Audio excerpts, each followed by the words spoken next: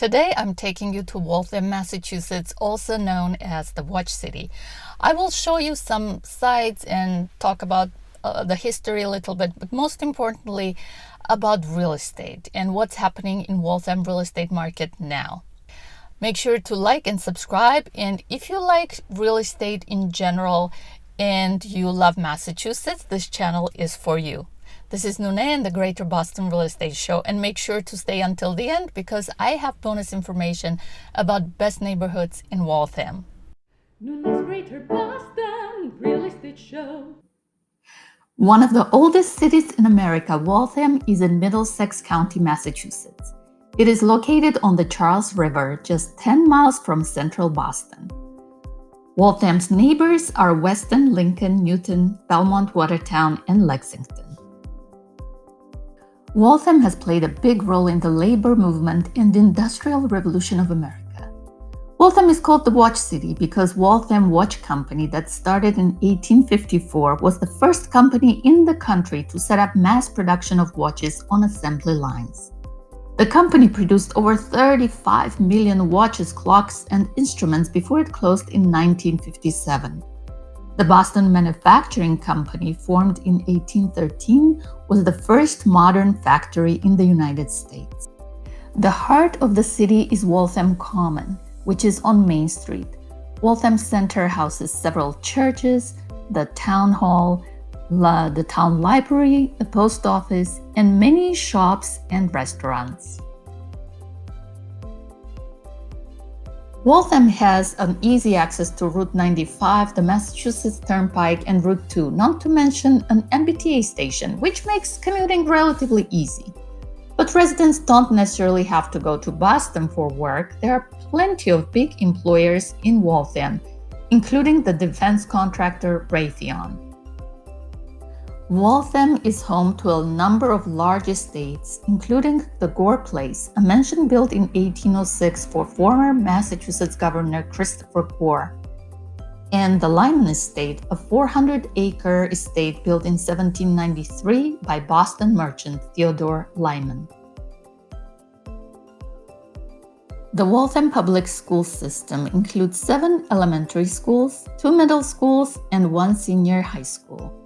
According to 2020 U.S. News High School rankings, Waltham High School is ranked 274th in Massachusetts. And after finishing high school, your children don't have to go far. There are 2 great universities here, Bentley and Brandeis.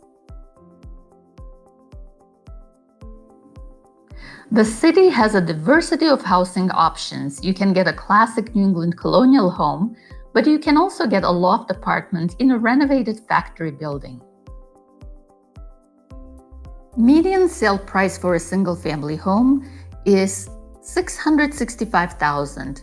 That's $360.42 per square foot. Median sale price for condominiums is $541,750, $370.24 per square foot.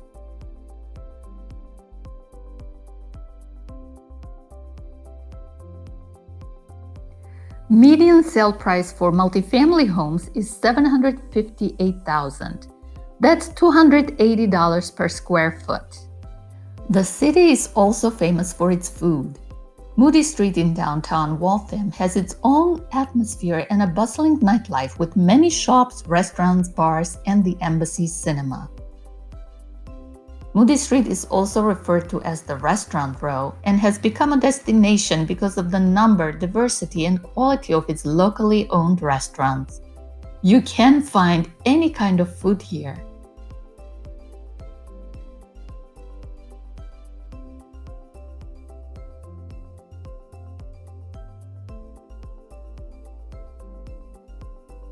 And now, as promised, here are 2 wonderful neighborhoods in Waltham.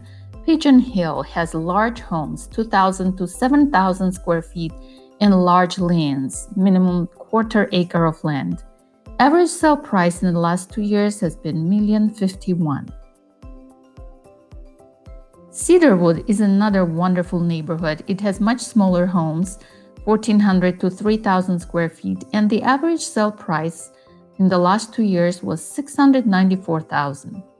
If you'd like more information about many different neighborhoods of Waltham, please reach out to me. That was a great trip, wasn't it?